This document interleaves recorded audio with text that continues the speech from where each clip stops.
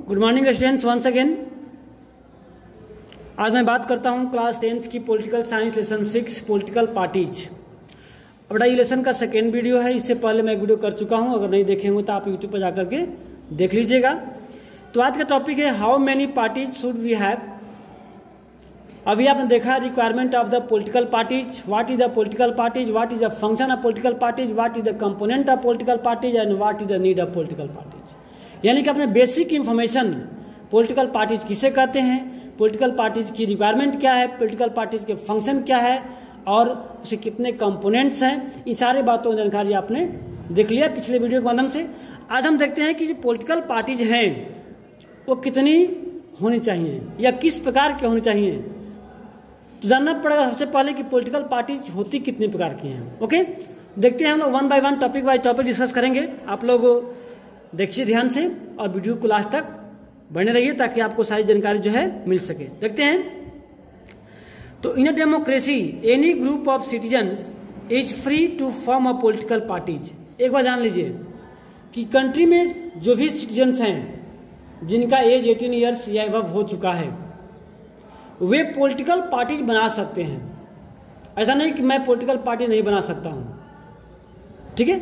आप बस कंट्री का नागरिक होने चाहिए, आप भी पार्टी बना सकते हैं, ये बात ध्यान रख लीजिए। In this formal sense there are a large number of political parties in each country. इसका मतलब है कि जब कोई भी व्यक्ति पार्टी बना सकता है, इसका मतलब क्या है कि कंट्री में एक से अधिक भी पार्टी हो सकती है, पार्टियों की संख्या भी ज्यादा हो सकती है। इसका मतलब ये है more than 750 parties are recognised with the election commission in India of India. हमारे इलेक्शन कमीशन के अंदर पूरे कंट्री में 750 पॉलिटिकल पार्टीज हैं। अब इसमें कुछ पार्टीज नेशनल पार्टी के नाम पे हैं, कुछ पार्टी जो है स्टेट पार्टी के नाम पे हैं। देखेंगे क्या क्या मिनिमम रिक्वायरमेंट है।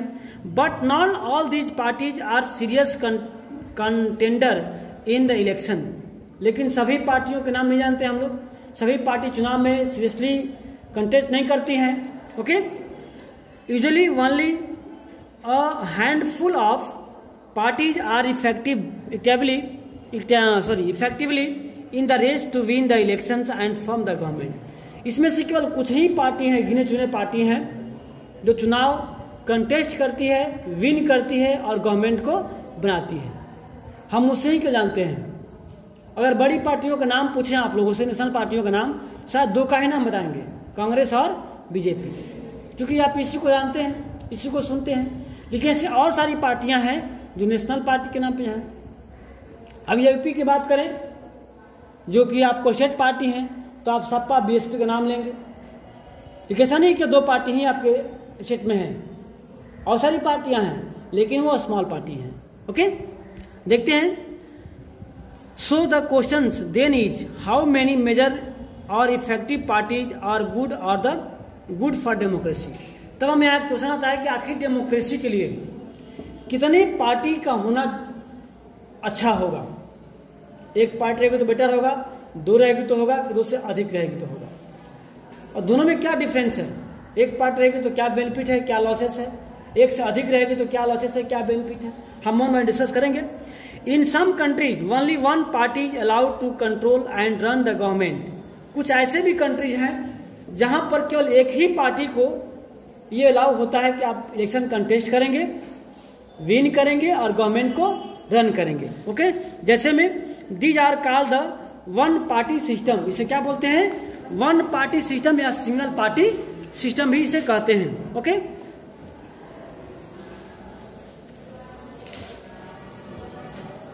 अभी हम बात करेंगे नेक्स्ट पॉइंट की, जिसको अपने पिछले क्लास 9th में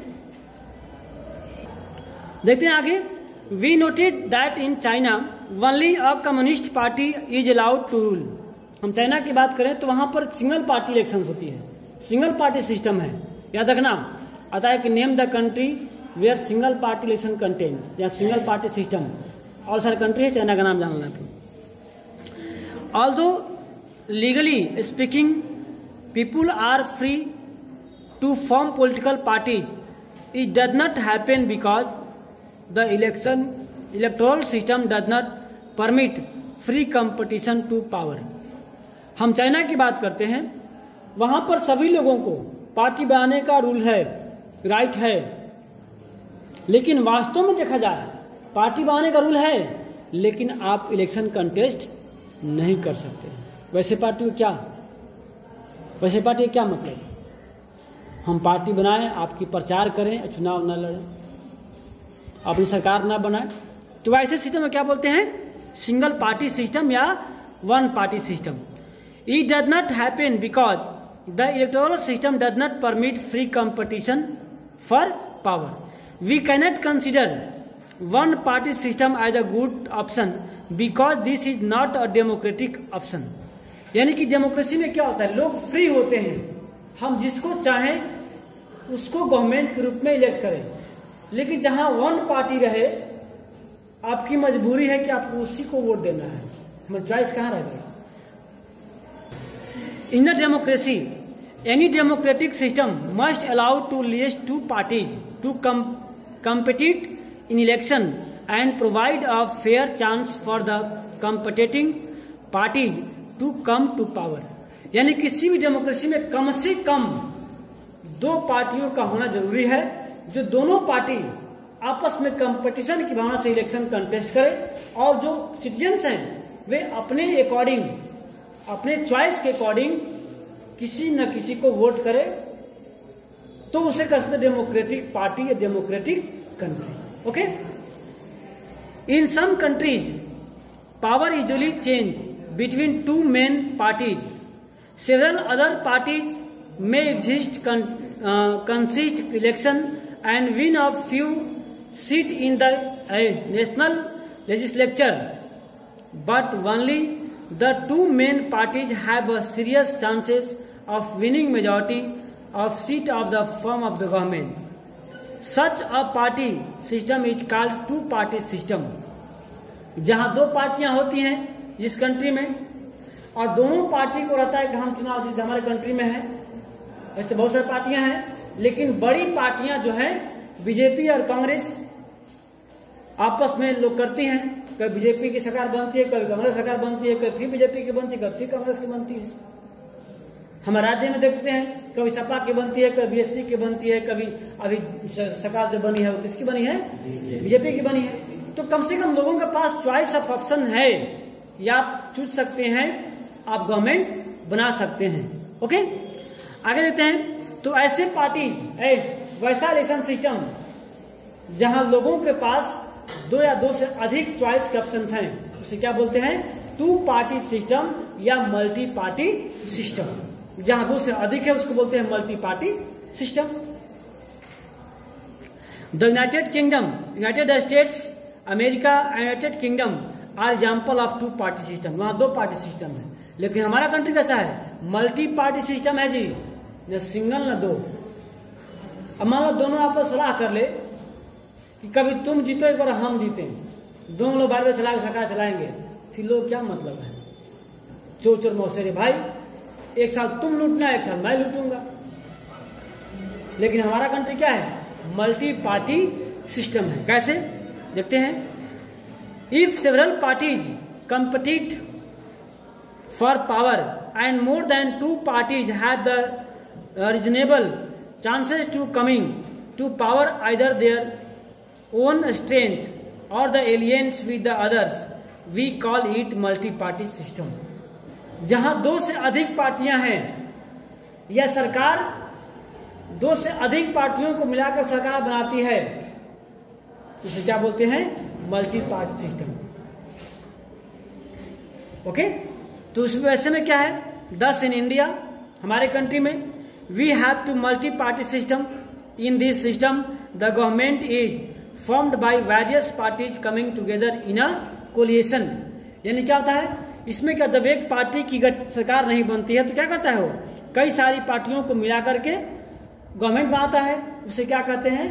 कोलिएशन गवर्नमेंट। आपने क्लास 9th में भी पढ़ा होगा। What is not coalition government? When no one single party can prove the majority, then two or more than two parties come together to prove the majority and form the government. This type of government is known as the coalition government. When several parties in a multi-party system joined hand for the purpose of contesting election and winning power, it is called the alliance or front.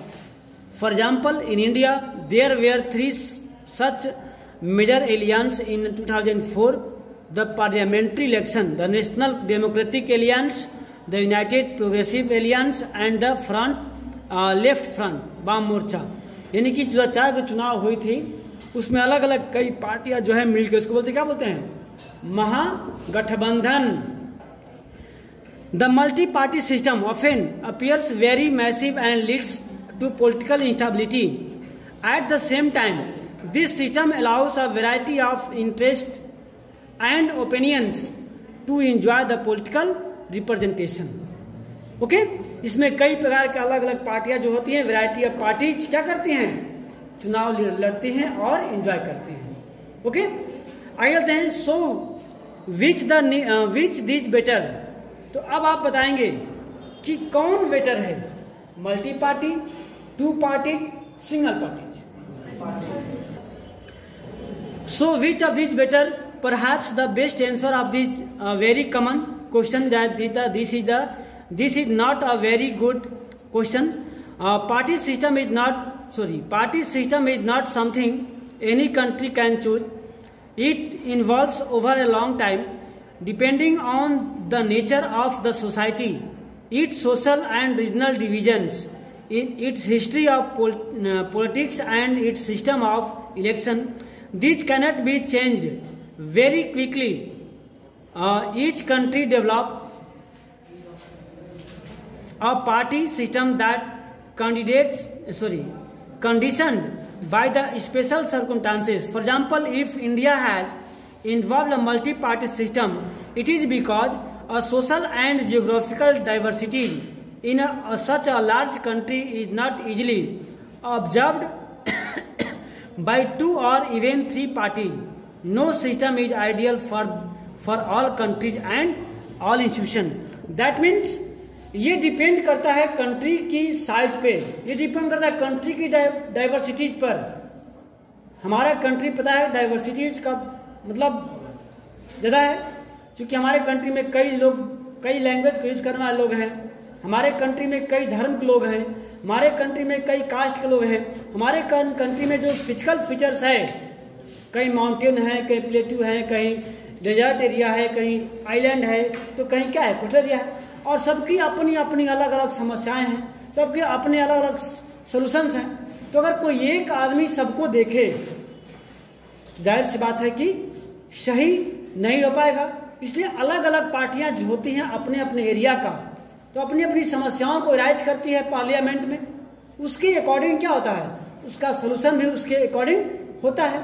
इसलिए हमारे जैसे country जो vast हो, जहां diversity कूट कूट के भरी हो, वहां सिंगल पार्टी या 2 पार्टी सक्सेस नहीं हो पाएगा। वैसे कंट्री मल्टी पार्टी का होना ज्यादा बेटर होता है। ओके।